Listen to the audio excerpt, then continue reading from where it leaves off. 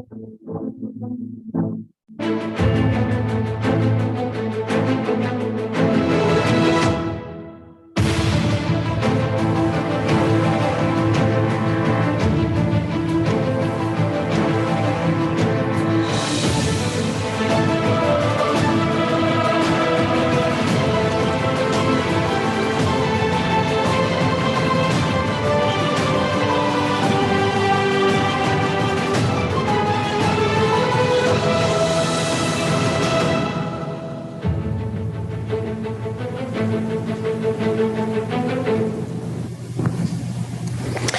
morning, everyone. I'm Mark Silverstone, Associate Professor in Presidential Studies and Chair of the Presidential Recordings Program at the University of Virginia's Miller Center. And I'd like to welcome you to this discussion of nuclear brinkmanship, what we learned from the presidency of Richard M. Nixon. Now, nuclear weapons are back in the news. As we are all recognize, the doomsday clock, the device that the Bulletin of Atomic Scientists has kept since the early days of the Cold War, is now at 100 seconds to midnight. It's the closest it's ever been. It was moved there in 2020. And since the Bulletin of Atomic Scientists doesn't change the clock until late January every year, it has not had a chance to do so. But if the current crisis continues to ratchet along as it is now doing in Ukraine, I think that it may indeed move a little bit closer.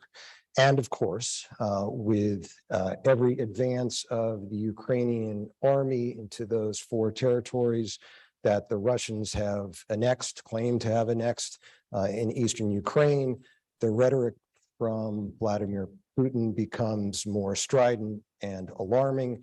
And even last night, President Joe Biden said that we are now closest to Armageddon, since we are now closer to Armageddon than any time since the Cuban Missile Crisis 60 years ago. And we are now approaching that 60th anniversary of the Cuban Missile Crisis. If that wasn't enough, we also have the episodes in Northeast Asia, with the North Koreans sending ballistic missiles over Japan, with the United States and South Koreans conducting military exercises. It's a dangerous, dangerous moment. So fortunately, we have with us today panelists who can help us make sense of where we are and how we got here. And we're going to do so in conversation that is sparked by the publication of a recent volume as part of the Miller Center Studies in the Presidency series with the University of Virginia Press. And that is Averting Doomsday, Arms Control During the Nixon Presidency, co-authored by our panelist, Erin Mahan. So we're thrilled that Erin is with us here today to talk about her volume that she co-authored with Pat Garrity, a beloved colleague of ours who passed away last year. Pat had been with the Miller Center and the Recordings Program for decades, really, and was just a mensch, was a wonderful member of our team and a great collaborator with Erin. So I thought we'd start by giving you, Erin, a chance to say a few words about Pat, about your collaboration, and about how the two of you put this book together. Thank you, Mark, and thank you, and thank the Miller Center for having us. And Pat was a good Catholic, so I know he's here with us in spirit. And we both found the Miller Center for many years, almost a decade, almost like our home. We became friends through and colleagues through working on Nixon tapes. We collaborated. The book idea was a mutual one, kind of a natural outgrowth of listening to not all 3,000 hours of Nixon recordings. Only Ken has done that. But by listening to a great many, especially on arms control. And that's where Pat and I had bonded. Not very many people get excited about talking about throw weight or Soman and sarin in the chemical realm. So this is a bittersweet event for me. Pat can't be here. He did finish the manuscript. He didn't get to see it with its glossy cover. But I hope my comments today, talking about the portions he wrote, do justice to a man who was just an immense intellect. Often put me to shame how much he knew. He had worked at Los Alamos. Just a really fine intellect and a wonderful person. Great, thanks. Well, let me more formally introduce everybody who's up here on the stage today. Erin Mahan is a non-resident faculty senior fellow at the Miller Center. She also has another job, which is chief historian at the Office of the Secretary of Defense and director of the Pentagon Library. So we're thrilled that she could be here. She is the general editor of the Secretaries of Defense Historical Series, as well as editor of the SALT volumes for the Foreign Relations of the United States series. In terms of monographs, she's written Kennedy, de Gaulle, and Western Europe. And she's one of the original members of PRP. I think original members of PRP, certainly going back into the late 20th century, remarkably. Ken Hughes is also one of those original members of PRP. Ken is a research specialist at the center, focusing particularly on Richard Nixon. He is our in-house Nixon specialist and has been such for a long time. Ken has written 2 volumes on Nixon, Chasing Shadows, the Nixon Tapes, the Chenault Affair, and the Origins of Watergate, and Fatal Politics, the Nixon Tapes, the Vietnam War, and the Casualties of Re-election. And now Ken is turning his sights to John F. Kennedy, writing on Kennedy and covert action, something that I'm also interested in. And Todd Sexer is with us too. Todd is the Edmunds Discovery Professor of Politics at the University of Virginia, Professor of Public Policy at the Frank Batten School of Leadership and Public Policy, and Director of the Democratic Statecraft Lab at UVA. He is also a faculty senior fellow at the Miller Center. Todd is the author of Nuclear Weapons and Coercive Diplomacy, as well as numerous articles on both themes, nuclear weapons and coercive diplomacy, as well as articles on deterrence and military technology, writing for leading journals in the field, as well as for national publications such as the Wall Street Journal and the Washington Post, and particularly for our conversation here today, prior to becoming an academic, Todd had been a nuclear policy analyst at the Carnegie Endowment for International Peace. So we have a great group here to talk about the moment and how we got here. And I would start with Erin, you as co-author of the volume, but also someone who had spent so much time looking at the Nixon administration and the SALT process and thinking about where Nixon had come from to that moment. Could you lay out the landscape for us in terms of where arms control had been up to that point? Nixon came in January 1969. What were the efforts that a variety of administrations had taken to control the bomb? What was the status of the bomb, the proliferation of nuclear arms around the world, particularly with the superpowers?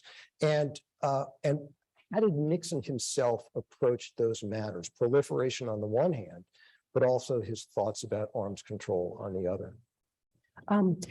That your questions, of course, get at the very core of the book. So I'll try to just give a snapshot here. Let me first preface all my remarks today, though I'm here in the capacity of a non-resident fellow, since I do have my position at the Pentagon, I am obligated to say that everything I say today are my own opinions and do not reflect those of the Department of Defense or the United States government. So that said, I will address your questions.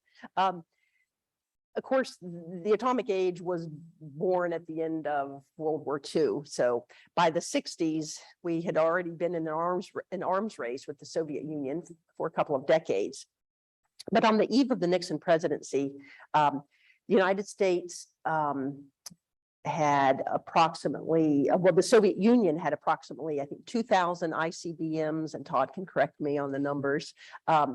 And this was a far different scenario than what his predecessor had faced at the beginning of his first term in 1964, when LBJ only confronted a Soviet Union with 200.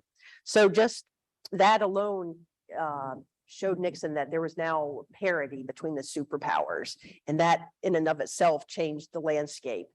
But over the decades before Nixon became president, kind of an eclectic foundation of how to tackle the arms race had emerged. The technical, the domestic political, utopian. There was a whole literature on arms control that had kind of been born in the early Cold War period. And Nixon, on the eve of his presidency, kind of inherited a cornucopia of agreements that were either already signed but not ratified, in progress, under negotiation. And these ranged from what would become SALT. There had been stirrings of that in the late 60s, but the Soviet invasion of Czechoslovakia made that not happen. The Non-proliferation Treaty had been pursued by President Johnson, and it was signed, but right before Nixon took office, he actually encouraged the Senate not to ratify it, only because he wanted to kind of see how the lay of the land was going to be, the landscape, so to speak. So the NPT was signed, not ratified by any of the major signatories, let alone other nations in the world. A treaty that would become called the Seabeds. I think the unwieldy official name is the prohibition on the emplacement of nuclear weapons and other weapons of mass destruction on the ocean floor and the subsoil and thereof. Rolls off the tongue. Yeah, just rolls off the tongue. So anyway, what I'm getting at is there was a whole body of agreements in the works, and Nixon and Kissinger and their administration had to figure out what to do with these. And particularly regarding proliferation and the non-proliferation agreement from 1968, as you mentioned, it's one of the things that they have to address when they come in. Where are they on that? Is this something that they want to embrace? Aaron or Todd, you can chime in as well. This is one of the interesting themes of your book, Aaron, is that while there is some interest in supporting a non-proliferation regime, there is also at times an interest on the part of the administration in supporting nuclear powers, particularly if they're allies, and facilitating their further acquisition of nuclear materials. So if either of you would like to address that, what does Nixon really think about proliferation and non-proliferation? Go ahead. You want me to go first? Well, Nixon prided himself on realism. He thought it was unrealistic to think that the United States could prevent other powers, if they were dead set on getting having a nuclear program, from getting it. And we hear those debates today. How far can we go to stop Iran? How far can we go to stop North Korea? So Nixon felt like he had a kind of a more realistic view of these things. Now, at the time, we forget that Germany was divided. We didn't want an ally to go down that path as well. And that was a big thorn between the superpowers. So the NPT and what to do about the perennial German question was at the core of that in the late 60s. But then in other regions of the world, at times, Kissinger and Nixon would say, that might not be such a bad idea if Japan got nuclear weapons. And we'll talk at great length about the recordings and kind of the disconnect perhaps between private utterances and what are actual policy initiatives. So, naturally it's easy for me to fall back on, you need to read my chapter because I try to take it nation by nation, those that were trying to embark on nuclear programs and regionally. Because this is a time when Pakistan did not have nuclear weapons. So when the Pakistani government said, well, why don't you, the United States, help pursue a nuclear-free zone like they were doing in Latin America, that was, I think, a missed opportunity. So in a nutshell, I think the Nixon legacy is a very mixed one on the non-proliferation landscape. Yes, it was complex, but they had a whole government to deal with those complexities, and they preferred in many ways to hoard that control and power in the White House. Todd, what have you got to say about some of that mixed signaling that we see from the Nixon administration on that count? Yeah, in terms of nuclear arms control, I think Aaron's right that Nixon was an arms control skeptic. I don't think there's really any other way to put it. He didn't believe that arms control treaties would constrain truly motivated adversaries from building up their arsenals. He campaigned against the Non-Proliferation Treaty. He told his staff, even when he sent it to the Senate for ratification, he told his staff to downplay it and not to pressure countries, especially West Germany, to sign it. And of course, the irony is, as we now know, in part due to the great archival work of many historians, is that one of the key motivations for the Soviets behind the NPT, the Non-Proliferation Treaty, was to constrain West Germany from acquiring nuclear weapons. So I think it's right to say that his administration, we would not call the Nixon administration as having an unvarnished record on arms control. They're quite skeptical of it. But at the same time, I think also recognize that at times it could be in the US interest to prevent certain countries from acquiring nuclear weapons or to put a cap on the Soviet nuclear arsenal. So for Nixon, his interest in arms control, however significant it was part of a larger grand strategy as well. It wasn't just arms control for the sake of arms control. It was arms control for the promotion of US national interests around the world. And Ken, I'd like to turn to you because I know that as part of your work on Nixon in Vietnam, we have this example of Nixon engaging in some of this mixed signaling after forwarding NPT treaty and saying some generally kind words about it initially. Nixon himself engages in saber rattling with nuclear weapons in the fall of 1969. Can you say some more about this, Sure. this nuclear alert, what Nixon was interested in doing with it, and whether or not it succeeded in realizing his objectives? Sure. Nixon was hoping that America's nuclear weapons would help him settle the Vietnam War in his first year as president. He thought that nuclear signaling had helped Eisenhower settle the Korean War. And so he thought he would try that himself. So through back channels, he sent threatening signals to North Vietnam saying, if we don't settle by November 1st, the anniversary of the bombing halt, which Lyndon Johnson declared on November 1st of 1968, then Nixon would take, and he made a kind of a vague threat, measures of great consequence and force, and he'd use any means necessary to settle the war. He briefed some Republican senators who he knew would leak.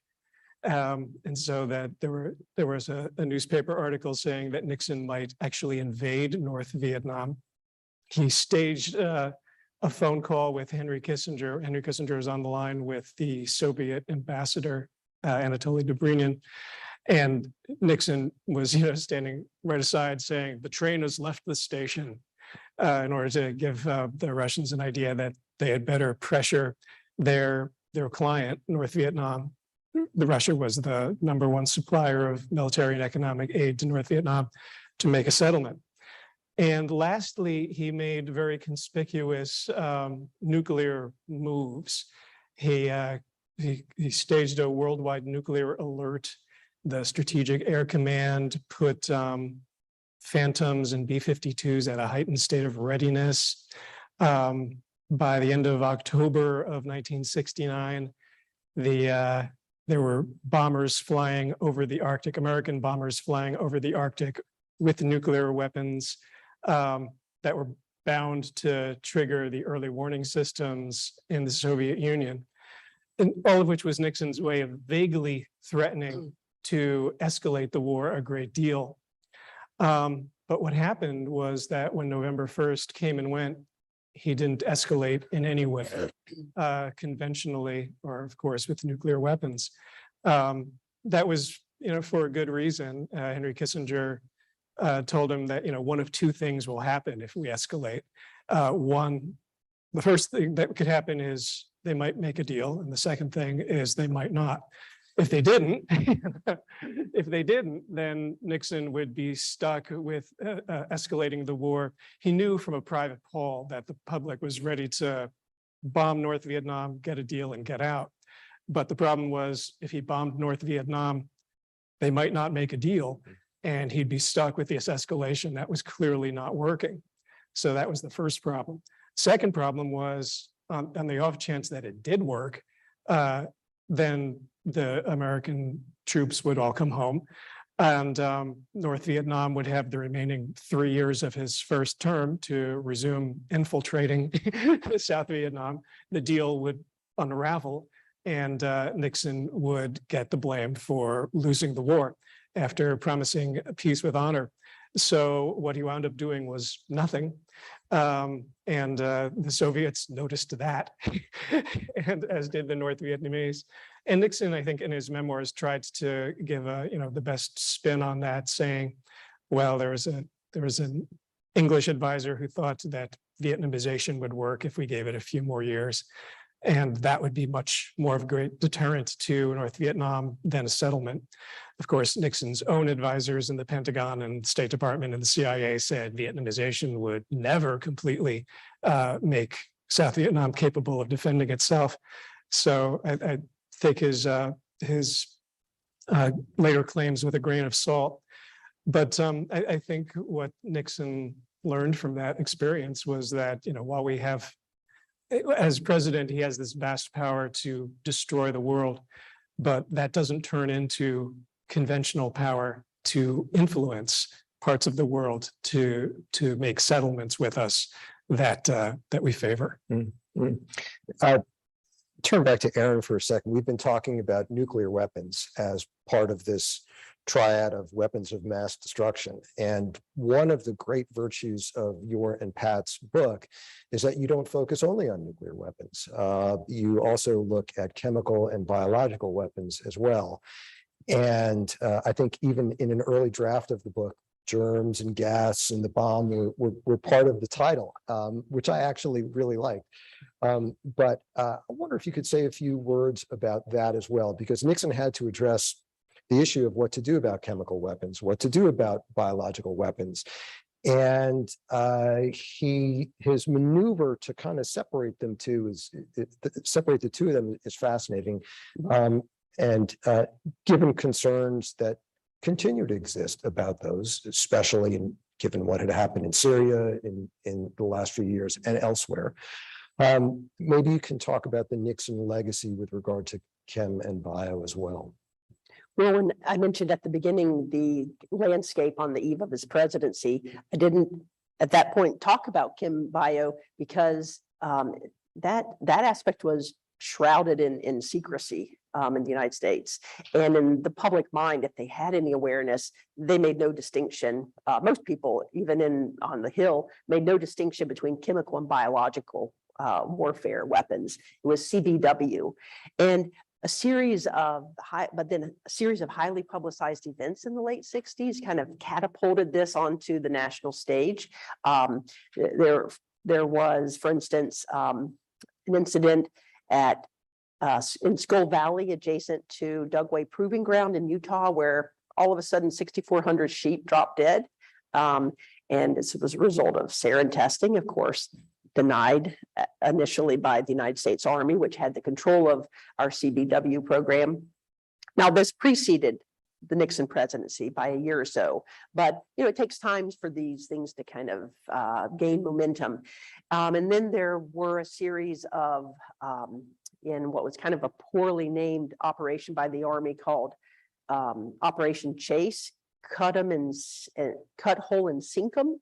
And that was the transportation of leaking chemical munitions across the country and dumping them in the ocean. And so over the course of time, there were just thousands of liters of old, not necessarily entirely viable SOM and sarin, VX.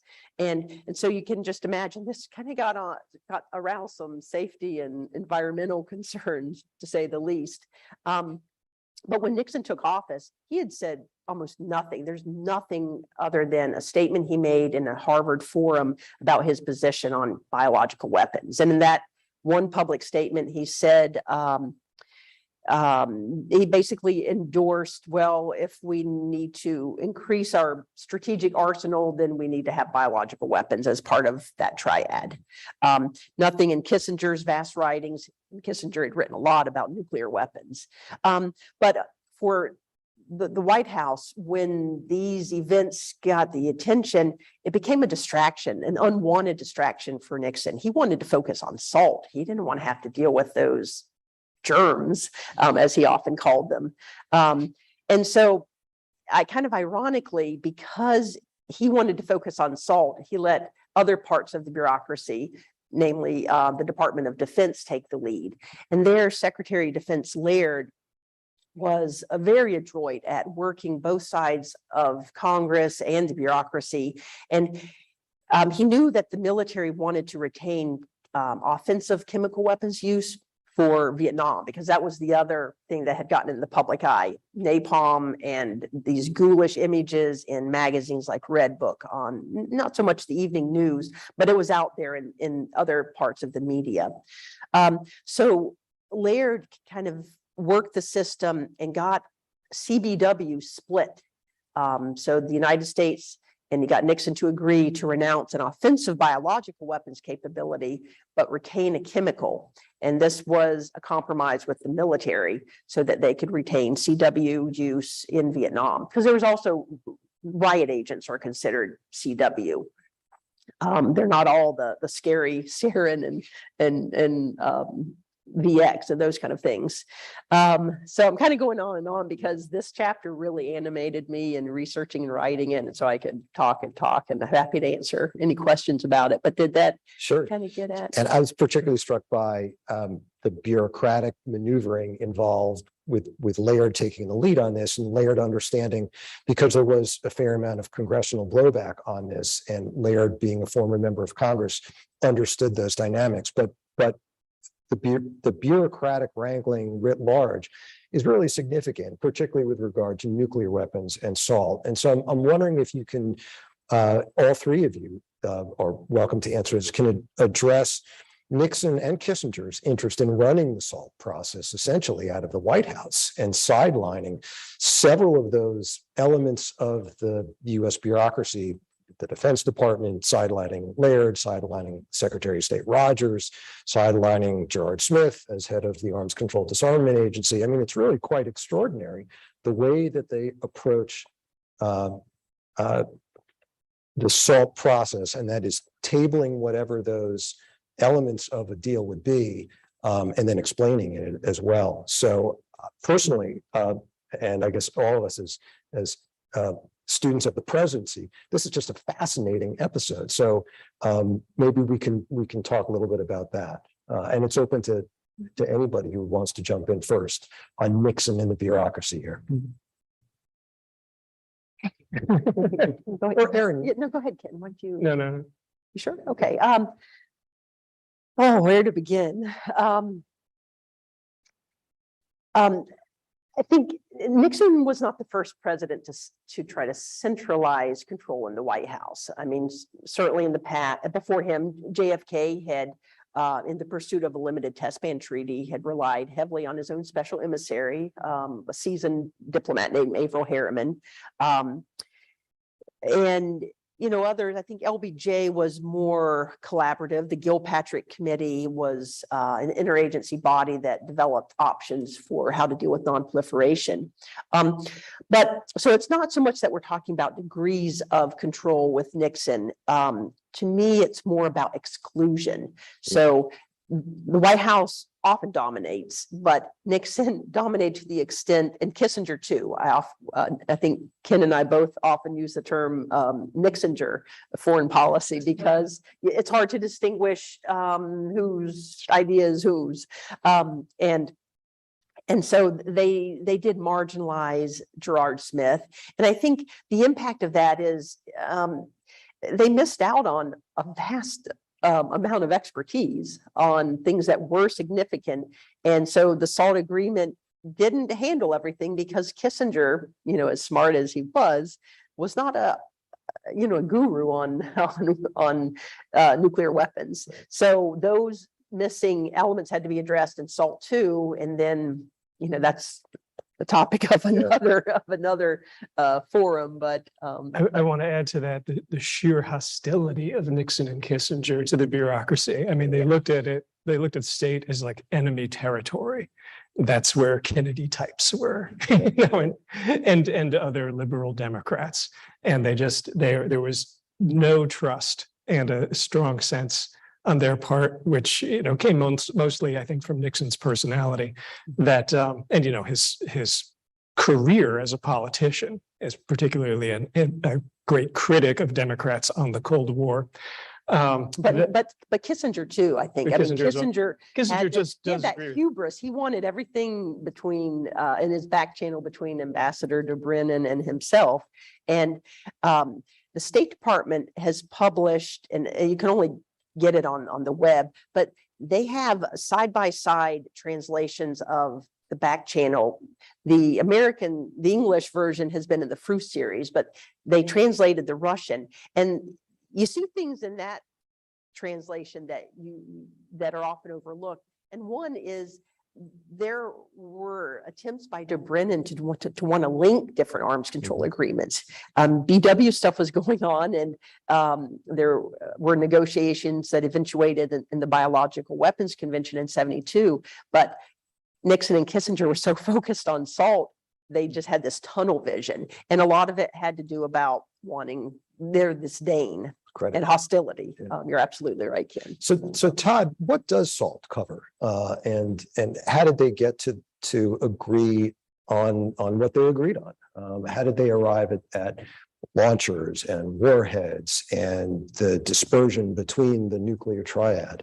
What does it entail? Yeah, I mean, I'll let Aaron talk about the details of the agreement and how those details were arrived at. But I'll talk a little bit about sort of the broader context in which these negotiations are taking place, which I think also sheds some light on this question of why the White House tried to seize control of the process. And the broader context, I think, is a growing pessimism about U.S. nuclear superiority. In the early 60s, even the mid 60s, American officials believed that certainly the United States had an advantage in the nuclear arms race, and maybe the nuclear arms race was even over. Robert McNamara said in 1965 that there's no indication that the Soviets are going to try to pursue a strategic arsenal as big as ours. It was basically done. And we're going to have superiority for the foreseeable future. And already at the beginning of the Nixon administration, it's clear that that is not true. The Soviets had caught up in numbers of launchers, not warheads, but launchers, and the direction was obvious. And Nixon and Kissinger were concerned that the US would not be able to maintain superiority, that it would undermine the credibility of the US promise to protect Western Europe. And one solution to that is to just continue the arms race and to build a huge missile defense and more launchers, but they were concerned that they wouldn't be able to do that because politically it was problematic and that Congress wouldn't go for it. So again, the motivations for arms control here are not the same as perhaps the motivations were on the left. Nixon and Kissinger were not worried about reducing global dangers. They were worried about protecting the credibility of the American deterrent and preventing the Soviets from gaining superiority. And so, restricting the number of launchers, restricting warheads in SALT 1 is one pathway to doing this when they believed that they couldn't respond to the Soviet pursuit of superiority by building more launchers and building more warheads on the part of the United States. So I think understanding that sort of broader context is important also to understanding why the White House wanted so much control over the process. It's, again, not that they were concerned that there would be left out details that would create instability. It's that they didn't want to create openings that the Soviets would be able to exploit to cheat or to gain an advantage over the United States. And there was huge domestic political motivation also. That Nixon didn't want it to appear that he had been taken advantage of in the agreement. And so he was paying attention to details that otherwise he, in private conversations, he said he didn't care about. The number of radars doesn't matter. It makes no difference at all, but he didn't want it to appear that he had gotten taken advantage of. And that concern of that he has with the right of the American electorate is significant, because it's also at a time when he is winding down the Vietnam War, and there were people who are not happy about that. There's concern about the conversations that are going on with the People's Republic of China, what to do about Taiwan. So that is coloring all of this. And I do want to talk about the politics, but Aaron, before we do that, could you say something more about the SALT agreement as itself, since it was a landmark agreement? And one of the things that we remember about Nixon, right? He wanted to be known as a peacemaker. He wanted to end the war in Vietnam, achieve the peace. He's reducing the number of nuclear weapons, their elements. This is a huge part of what he sees as his legacy. So what does it actually achieve? Well, it's easy for me to say that these were the chapters that Pat wrote. That said, I did compile many documents on SALT 1 and SALT 2. And my hat was always off to Pat, because he managed to make all that detail. And we have subheaders saying negotiations ad nauseum, because the details did matter. And I mean, I have to give Nixon some credit. I mean, when you listen to the recordings, he does have this intellectual, or maybe it's not intellectual, but he has this interest in learning some of the details, but he winds up deferring a lot to Kissinger. And the other importance of SALT, though it had its deficiencies, and those would be tackled with the SALT 2 process, but Nixon and Kissinger did tie the offensive to the defensive. So while they pursued SALT and limitations on the strategic arsenals, they at the same time pursued the ABM treaty. And perhaps, Todd, you can talk more about kind of the lasting significance of that. But from my historical perspective, that was an admirable achievement, because it prevented, and he took a lot of flack from the right. I mean, Reagan was governor of California at the time, and we know once he became president, he would push the idea of SDI and Star Wars. And I think Nixon kind of had the foresight to want to prevent an arms race in the defensive realm and in the offensive realm. Yeah, Todd, do you want to say some more about the defensive element here? Yeah, and again, I think the broader sort of strategic political context is important to understand. That in the Johnson administration, there was at least some optimism that missile defense was plausible and that it could work well, and that the United States would be able to build a missile defense system that could protect the continental United States against a Soviet attack. And in part because of the growth in the Soviet arsenal during the late 1960s, there was increasing pessimism in the late 60s, early 70s about whether this was even possible. And the key people in the Nixon administration believed, including eventually McNamara, that the offense always had the advantage over the defense, that the Soviets could always counterbalance any US missile defense system by just deploying more missiles and decoys. And simple technologies that would fool the missile defense system or overwhelm it. So again, I think, but at the same time, there was anxiety, as we often see in discussions about missile defense, skepticism about one's own capabilities and a lot of alarm about the other side's capabilities. There was concern that the Soviets were trying to deploy significant missile defense around Moscow. And again, that would undermine the credibility of the US deterrent. And so there were strategic motivations here on the part of the Nixon administration to try to reach an agreement that would limit the Soviets' ability to defend themselves and to neutralize the American nuclear deterrent.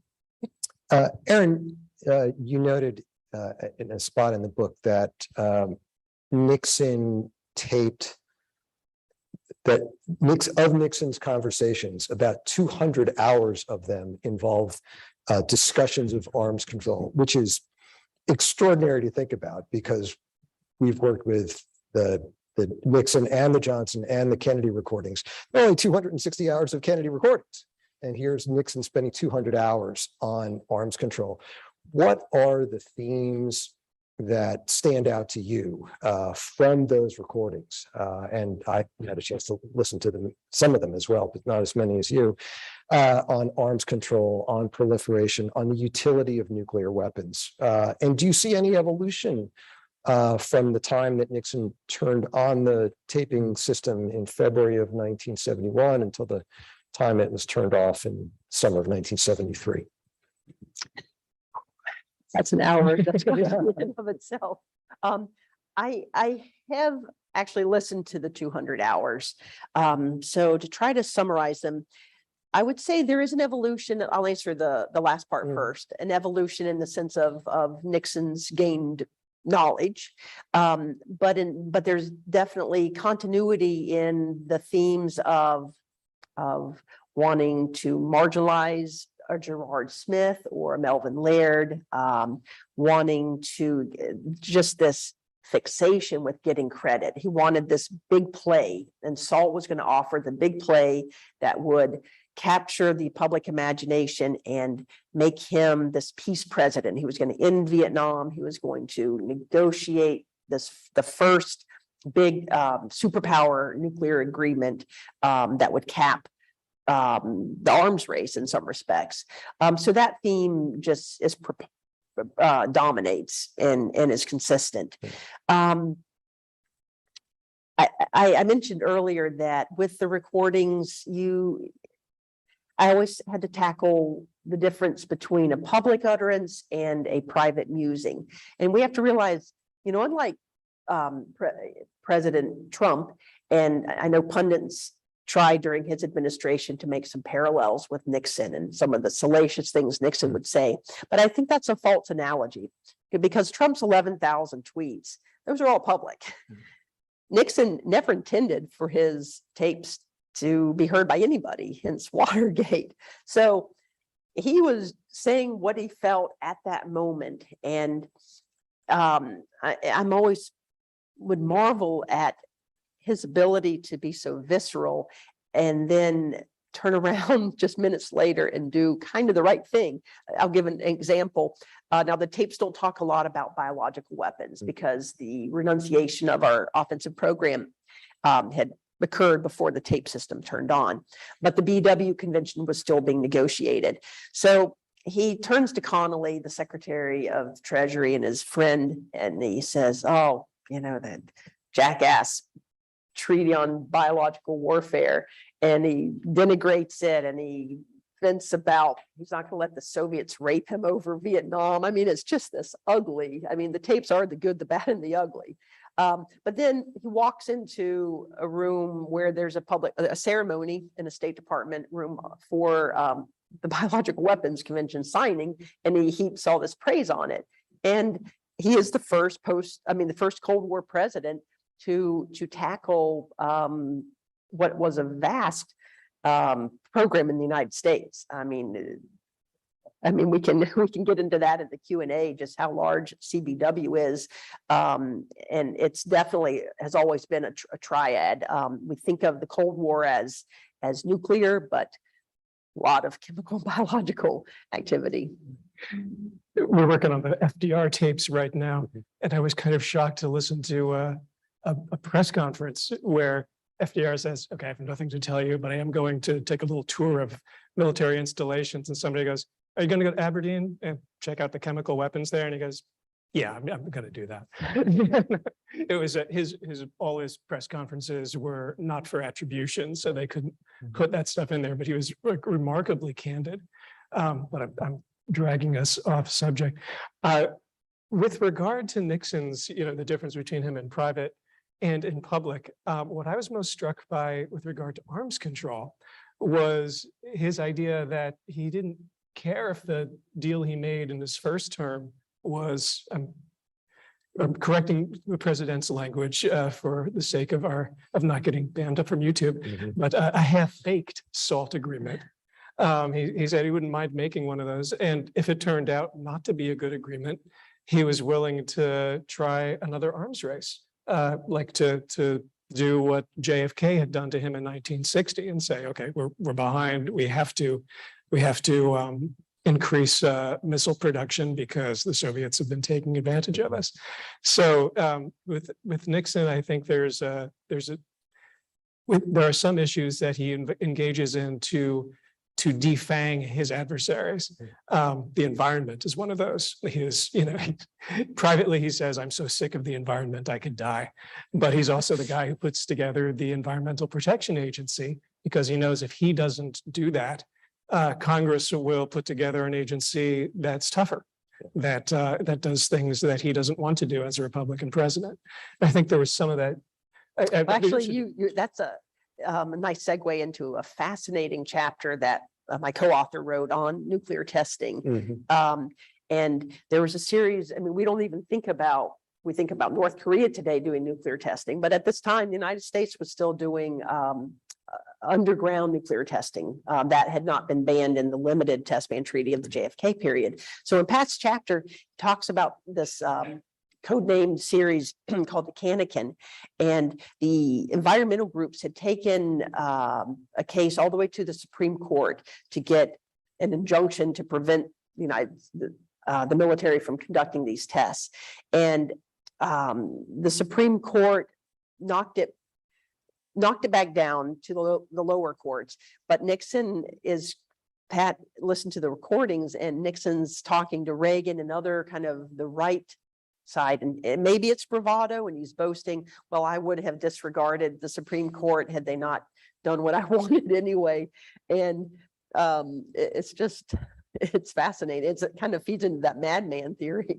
But there's a political dimension to that too, right? He needs Reagan to know that he is willing to buck the Supreme Court to continue testing to protect U.S. interests, and that's a theme that seems to run throughout a lot of his thinking on nuclear weapons.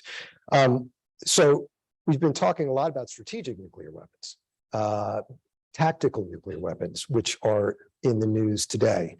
What do we know about Nixon and tactical nuclear weapons? There was a time in American history back in the 1950s, Eisenhower and the New Look, massive retaliation, the threat to end the Korean War, perhaps, in a dramatic fashion. We know that Eisenhower at one point thought it was a bigger bullet, essentially, and that was the brinksmanship that he engaged in. The brinksmanship today is a little bit different. Tactical nuclear weapons seem to be the weapon under discussion. What do we know about Nixon and tactical nukes? Do you want to? I feel like I'm doing so much talking. Do you want to talk? It's your book. I mean, this is not a topic per se that we wrote about because it didn't fall into we wanted to focus on the arms control end. But that said, and Todd, correct me if I'm wrong, the mutual balance force reductions agreements that were going on, those addressed tactical weapons in Central Europe.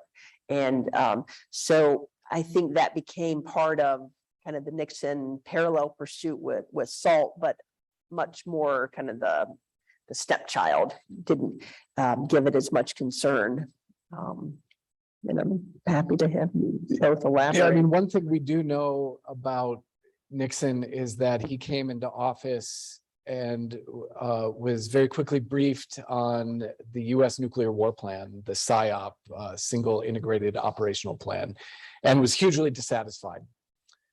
Fred Kaplan tells a great story about this meeting in his book, The Bomb, where he said that the SIOP was presented as having three options. Option Alpha is for the United States to attack all nuclear targets in the Soviet Union and China. Option Bravo was to add a few other military targets outside of cities to that list. And then option Charlie included all military targets nuclear or not, as well as something like 70% of industrial floor space in the Soviet Union and China.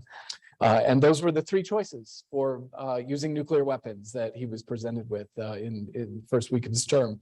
And he was horrified by this and hugely dissatisfied. And especially when Schlesinger became Secretary of Defense, Nixon pushed him to develop a nuclear doctrine that had more flexibility and more options, many of which, of course, would involve using smaller, lower yield, shorter range tactical nuclear weapons. And again, he believed that this was crucial to preserving the credibility of the US deterrent in an environment where the Soviets had achieved parity or maybe even superiority, that he wouldn't be able to credibly threaten to use options Alpha, Bravo, or Charlie in an environment where the Soviets could retaliate against American cities and potentially even preempt the use of nuclear weapons by attacking US nuclear forces and possibly wiping them out. So expanding, and this idea of flexible response was talked about a lot in the 1960s.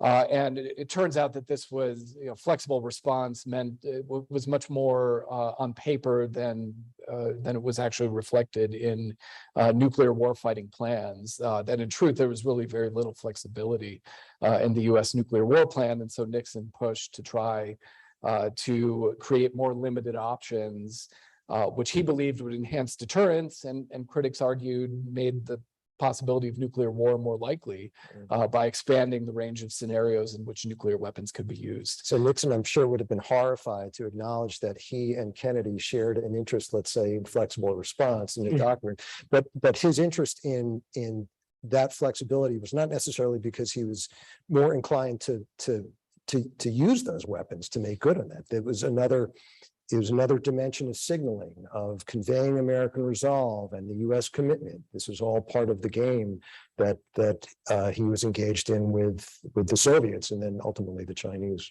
Nixon also did that kind of signaling, I think, within his own administration. He had Joint Chiefs and the military services opposed arms control.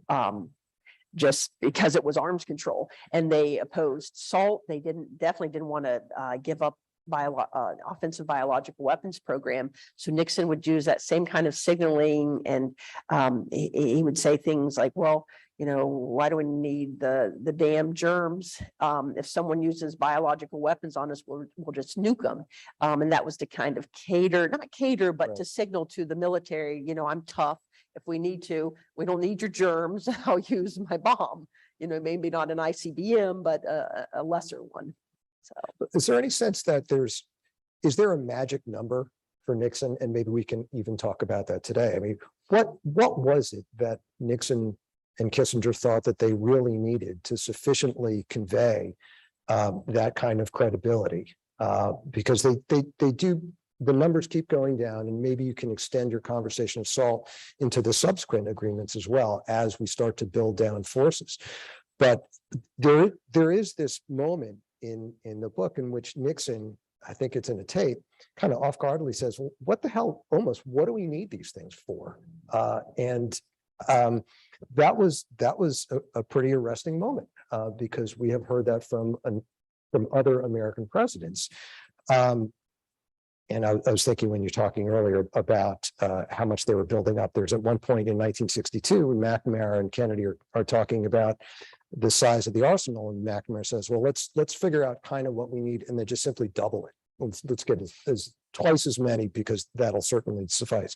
But does Nixon have a floor here? Does he have a real sense of their utility, or is it just all part of the grand game? That's a hard one to easily answer. I don't think he had a magical number. I think he did leave those kind of details to Kissinger to work out what was going to be acceptable with the Brennan and the Soviets through the back channel. Paul Nitze, who was representing DOD, did weigh in on kind of the count. But I think I grappled with that, and so did Pat. You know, what was the utilities Nixon saw Right. in nuclear with nuclear weapons? And there isn't an easy answer. I mean, I think it remains kind of the great unknown that's part of his masterful, you could look at it that way, or scary signaling. I just don't know. Might it be another aspect of his political positioning? I tend to take the political interpretation of everything, but Nixon always wanted to be able to say that he was doing the toughest thing, the strongest thing, the thing that would keep us the safest. And, you know, and that meant criticizing anybody else's attempts to cut arms, including Ronald Reagan's in the 1980s.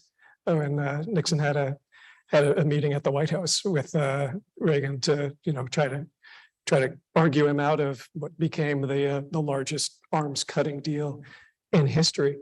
I think also in private, what I was struck by, and maybe you have a different impression, was that Nixon grasped the futility of nuclear war. And he and Kissinger would occasionally bring it up, like during the India-Pakistan crisis.